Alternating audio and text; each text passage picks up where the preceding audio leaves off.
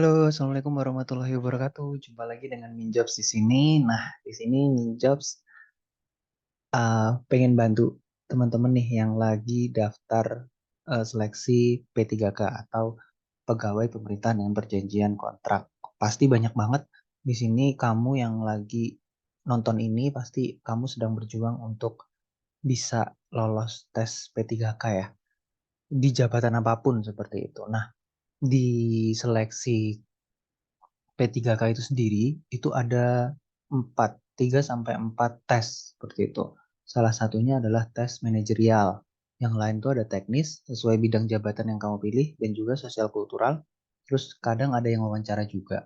Seperti itu. Nah, hari ini Minjos bakal bagi-bagi soal dan pembahasan tentang kompetensi manajerial khususnya di bidang integritas. Seperti itu ya.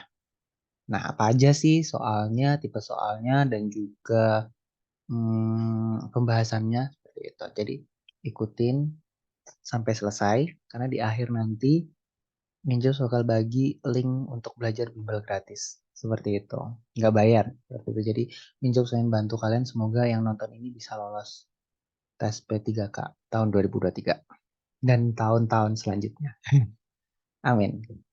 Langsung saja soal hmm, agenda dulu. Diberitahu agenda untuk hari ini ada 3, yaitu pengertian kompetensi manajerial khususnya integritas, level-level di kompetensi manajerial integritas, dan juga contoh soalnya. Nah, langsung ke materi ya. Pengertian kompetensi manajerial integritas itu adalah dari integritas diri nih kata-katanya.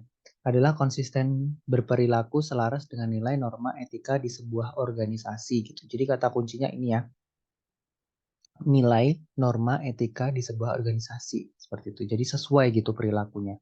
Karena kalau ke salah satu kemampuan dari seorang P3K itu adalah mempunyai kompetensi manajerial ini. Nah, manajerial sendiri itu ada banyak, salah satunya adalah integritas. Levelnya sendiri itu ada 5. Kita ke level yang pertama dulu ya.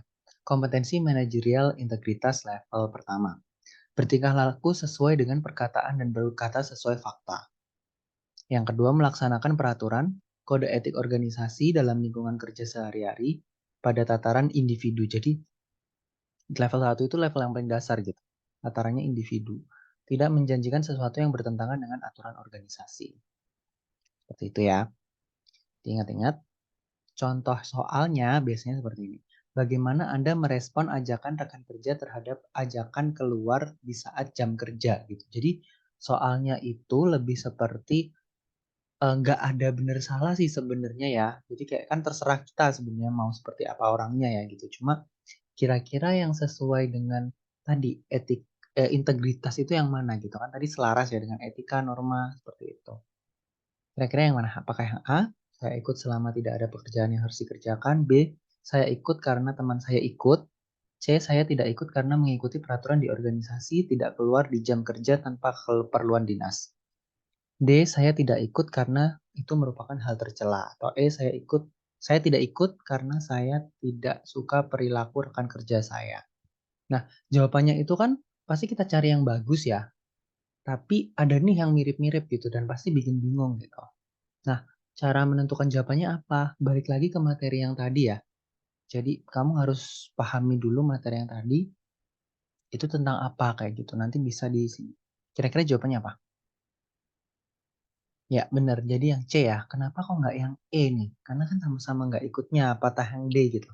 Karena lebih ke ini nilai organisasi yang dibahas di sini. Nilai atau peraturan di organisasi itu tidak memperbolehkan keluar selain keperluan dinas gitu. Jadi kita nggak mau itu karena itu gitu. Ya, sekarang kita beranjak ke level yang kedua. Mengingatkan dan mengajak rekan kerja untuk bertindak sesuai dengan nilai norma dan etika organisasi di segala kondisi. Jadi kan tadi tataran untuk individu pribadi ya. Sekarang tuh udah mulai kayak mencoba gitu untuk mengingatkan rekan kerja seperti itu. 2, menerapkan norma secara konsisten di setiap situasi. Terus 3, memberikan informasi yang dapat dipercaya sesuai etika organisasi. Contoh soalnya adalah, apa yang Anda lakukan jika ada peraturan baru yang sedang dirumuskan namun belum diterbitkan? Kira-kira apa jawabannya? Apakah A, saya akan menginfokan kepada masyarakat yang memerlukan. B. Saya akan menginfokan kepada orang tertentu yang dapat menjaga rahasia. C. Saya tidak akan menginfokan hingga peraturan tersebut resmi diterbitkan. D. Saya tidak akan menginfokan karena itu perbuatan tercela. Atau E. Saya akan menginfokan karena seluruh masyarakat berhak tahu. Kira-kira jawabannya yang mana? Kalau sesuai kompetensi manajerial integritas level 2. Jawabannya adalah C ya. Nah, sebenarnya kan kayak yang D ini kan bener juga ya, karena itu perbuatan tercela gitu. Terus ya alasannya kenapa gitu? Nggak cuma karena perbuatan tercela ya, karena kan peraturan itu tuh belum resmi gitu. Diterbitkan mungkin ada perubahan kan. Nah kalau kita sudah kasih tahu ke orang lain, bisa jadi itu informasi yang salah. Padahal itu bertentangan dengan tadi ya, yang integritas level kedua. Itu menginformasikan sesuatu itu harus sesuai dengan fakta atau yang sebenarnya. Jadi kayak nyebar-nyebar hoax itu tuh nggak boleh gitu, sebelum kita tahu fakta aslinya. Oke, udah bukan? Pasti bisa lah. Kita lanjut ya ke level yang ketiga. Memastikan anggota yang dipimpin bertindak sesuai dengan nilai, norma, dan etika organisasi. Jadi tatarannya level 3 tuh naik lagi. Nggak cuma ngasih tahu temen sekitarnya atau bersama orang lain, tapi dia juga ke bawahnya gitu. Tataran yang dipimpin kayak gitu. Jadi bisa memastikan kalau bawahnya itu juga mempunyai kompetensi manajerial integritas gitu, nggak cuma dirinya aja, kan dirinya tadi udah selesai ya gitu. Dua, mampu untuk memberikan apresiasi dan teguran bagi anggota yang dipimpin agar bertindak selaras dengan etika, nilai, norma, dan organisasi gitu. Tiga, melakukan monitoring dan evaluasi terhadap penerapan sikap integritas di dalam unit kerja yang dipimpin gitu. Jadi udah kayak mulai yang ke bawah gitu, gimana cara memastikan buat yang bawah tuh juga memiliki kompetensi manajerial integritas. Contoh soal, sebagai pimpinan unit, apakah yang Anda lakukan jika anggota Anda tidak hadir rapat karena keperluan keluarga? A. Saya memberi teguran karena rapat ini sangat penting. B. Saya memberi teguran karena mementingkan kepentingan keluarga tidak selaras dengan etika organisasi. C. Saya memberi teguran karena itu hal tercela. D. Saya memberi teguran karena saya sebagai pimpinan harus memiliki wibawa. E. Saya tidak memberi teguran. Jawabannya adalah ya, benar. Jawabannya adalah yang B. Kenapa yang B? Kenapa nggak yang lain? Karena B yang paling panjang. Nggak gitu ya. Sebenarnya jangan pasti cari yang paling panjang, tapi lebih ke jawaban yang tepat sesuai dengan eh, kompetensi-kompetensinya gitu.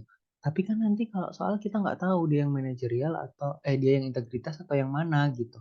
Nah, kalian harus pahami juga butir-butir kompetensi manajerial yang lain gitu, selain yang ada di integritas ini gitu. Makanya jangan lupa buat subscribe, nyalain loncengnya, dan juga komen biar kalian selalu dapat notifikasi dari Kronjobs kalau kita upload video baru gitu.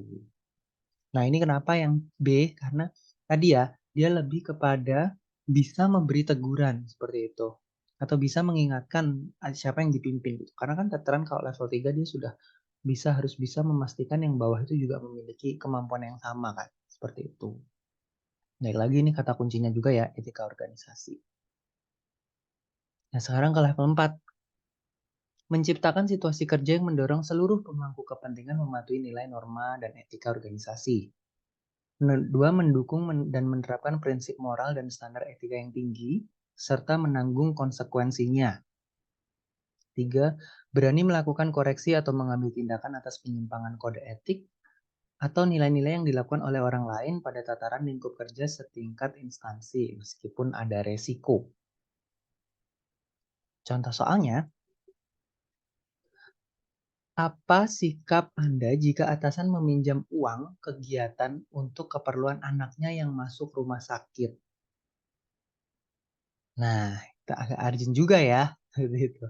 Nah, apakah A, saya memberikannya karena kasihan, B, saya memberikannya karena yakin nanti akan dikembalikan, C, saya tidak akan memberikannya karena itu merupakan tindakan korupsi, D, saya menolak memberikannya secara halus dengan menjelaskan bahwa hal tersebut tidak sesuai dengan kode etik ASN, atau E, saya memberikan uang pribadi saya untuk membantu atasan saya. Kira-kira kalau di dunia nyata mungkin jawabannya yang mana ya gitu, karena kasihan atau karena kayak takut gitu sama atasan, atau mau cari muka mungkin ya. Tapi sebenarnya di sini jawaban yang benar adalah yang D. Kenapa? Karena kita harus bisa untuk memastikan semua orang termasuk stakeholder. Stakeholder kan kayak bisa jadi lebih tinggi ya. Dia itu juga menerapkan etika yang ada, terus moral, norma yang ada di instansi seperti itu. Salah satunya kan kode etik ASN ya gitu. Jadi kalau atas begini kita harus berani untuk menolak seperti itu secara halus. Tapi jawabannya seperti ini gitu.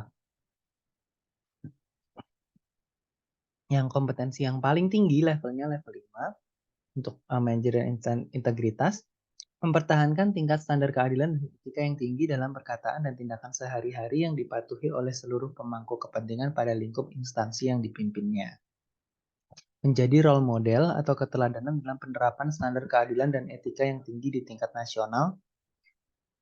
3. Membuat konsep kebijakan dan strategi penerapan sikap integritas dan pelaksanaan tugas dan norma-norma yang sejalan dengan nilai strategis organisasi. Jadi level 5 itu udah yang paling tinggi dan dia udah membangun sistemnya gitu. Biar integritas itu berjalan dengan lancar. Gitu ya. Jadi contoh, membuat tadi kebijakan, terus standar juga seperti itu. Contohnya adalah contoh soal ya, sebagai seorang pemimpin instansi daerah, Anda diundang dalam rapat koordinasi tingkat nasional. Sikap Anda adalah A. Hadir dengan mengharapkan akomodasi ditanggung penuh oleh panitia. B. Hadir dengan senang hati dan berharap bisa bertemu banyak orang baru. C. Hadir sesuai dengan undangan dan beretika baik, menjaga nama baik instansi dan daerah asal. D. Tidak hadir dengan alasan tertentu. E. Tidak hadir karena tidak ada dana perjalanan. Nah, jawabannya yang C ya. Kenapa yang C? Karena tadi dia bisa membawa nilai integritas itu kemana aja, termasuk keluar instansi, dan itu bisa tercermin gitu dari sikapnya seperti itu, sehingga orang lain juga akan meniru gitu ya sifat integritasnya seperti itu. So, tadi materinya dan contoh soalnya, sekarang kita coba latihan soal ya. Sudah siap? Oke, atasan Anda melakukan rekayasa laporan keuangan kantor. Maka Anda, kira-kira jawabannya yang mana? A. Dalam hati tidak menyetujui hal tersebut. B. Hal tersebut sering terjadi di kantor manapun. D. Mengingatkan dan melaporkan kepada yang berwenang. Atau D. Tidak ingin terlibat dalam proses rekayasa tersebut.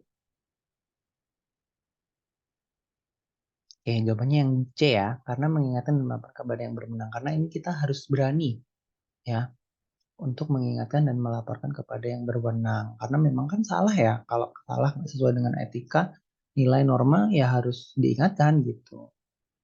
Ataupun dilaporkan. Seperti itu. Kalau kita diam kan berarti kita ikut. Nomor 2, teman Anda yang mengajak untuk membeli makan di tempat yang sangat jauh dari kantor, padahal waktu istirahat hanya 30 menit. Bagaimana sikap Anda? Sering sih ini terjadi. Yang A, ikut saja dengan membungkus makanan tersebut agar tidak terlalu lama terlambat masuk. Jadi tetap ikut gitu, tapi bungkus kita. B, ikut saja karena atasan dan teman kantor lain sering melakukan hal serupa. C, dalam hati ingin ikut tapi menolak. Atau D, tidak ikut dan mengajak teman kantor tersebut pergi ke tempat tersebut sepulang kerja. Gitu. Jawabannya kira-kira? Ya, tidak ikut ya, karena 30 menit dan letaknya jauh itu pasti nggak bisa gitu. Maksudnya pasti ada waktu terlambat gitu. Jadi tetap bisa ke sana, tapi kita coba ngajak teman untuk sepulang kerja. Sepulang kerja kan waktunya lebih lama ya, lebih panjang gitu. Nomor 3, manakah yang akan Anda dahulukan, menyelesaikan tugas hari itu atau melaksanakan perintah untuk mewakili atasan menghadiri undangan rapat dinas? A. Menyelesaikan tugas dulu karena mendesak. B. Melaksanakan tugas atasan terlebih dahulu. C. Menyelesaikan tugas dulu karena tugas itu menarik bagi saya. D. Menyelesaikan tugas dulu meski sangat terlambat memenuhi undangan tersebut. Atau E. Saya tidak akan menuruti atasan karena sedang mengerjakan tugas penting. Jawabannya adalah menyelaksanakan tugas atasan terlebih dahulu. Karena kenapa? Karena di sini udah jelas ya bahwa memang tugas itu ada setiap hari gitu. Tapi kan apa yang diminta oleh atasan itu lebih penting seperti itu. Jadi dilakukan terlebih dahulu. 4. Saya diutus untuk menghadiri seminar menggantikan atasan saya. Pada saat yang bersamaan, saya sedang mengerjakan laporan yang tidak terlalu mendesak. Jawabannya, Apakah A, saya akan selesaikan terlebih dahulu laporan tersebut sebab bisa saja diminta oleh atasan sewaktu-waktu. Atau B, laporan tersebut akan menjadi merepotkan kalau tertunda. C, saya akan menghadiri seminar tersebut agar dapat menghindar dari tugas laporan. Sudah datang seminar nih, nggak apa-apa lah, tugas laporannya nanti aja gitu. Saya akan menghadiri seminar tersebut karena laporan belum harus segera diserahkan kepada atasan. Atau E, saya bisa menghadiri seminar dan mengerjakan laporannya nanti saja. Ya, benar jawabannya yang D ya. Karena saya akan menghadiri seminar tersebut kan tidak terlalu mendesak sebenarnya laporannya, tapi tetap dikerjakan seperti itu. Soal terakhir, hampir semua pegawai di kantor instansi saya meminta uang tanda terima kasih atas pengurusan surat izin tertentu. Namun, menurut peraturan kantor, hal itu tidak diperbolehkan. Maka saya ikut melakukannya karena bagaimanapun juga kawan-kawan kantor juga melakukannya. Udah ikut-ikutan aja lah. Melakukannya hanya jika terpaksa membutuhkan uang tambahan untuk kepentingan keluarga sebab gaji kantor memang kecil. C. Terkadang saja melakukan hal tersebut, ya kadang-kadang lah, itu nggak sering. D. Berusaha semampunya untuk tidak melakukannya, atau E. Tidak ingin melakukannya sama sekali. Kira-kira jawabannya mana yang mencerminkan integritas gitu? Yap, jawabannya yang E ya, tidak ingin melakukannya sama sekali. Karena ini udah pasti di luar integritas. Sekali melakukan berarti kamu udah tidak menjalankan integritas itu. Oke, that's all buat soal hari ini. Jangan lupa buat selalu ikutin channel YouTube-nya Crowdjobs biar kamu bisa belajar bareng secara gratis. Nah, buat kamu yang punya jabatan tertentu nih di yang ingin kamu lamar di P3K tahun 2023, kamu bisa join tryout. Mumpung ada diskon, terus di bulan Oktober dari 80.000 menjadi 50.000. Soalnya dan jabatannya yang disediakan itu bermacam-macam banget. Ada pengawas koperasi, pengawas mutu hasil pertanian, sampai instruktur. Jadi nggak usah khawatir, segera hubungi Minjobs di kolom deskripsi. Dan juga, nah ini yang pasti ditunggu-tunggu ya. Kalau kamu pengen join bimbel free, gratis dengan seluruh jabatan apapun, kamu bisa gabung ke sini di Telegram kami ya, https t.me/belajar PPPK bareng gitu. Dah, nggak usah kelamaan. Terima kasih buat yang udah nonton. Selamat belajar dan semoga sukses untuk seleksi ASN tahun 2023. Assalamualaikum warahmatullahi wabarakatuh.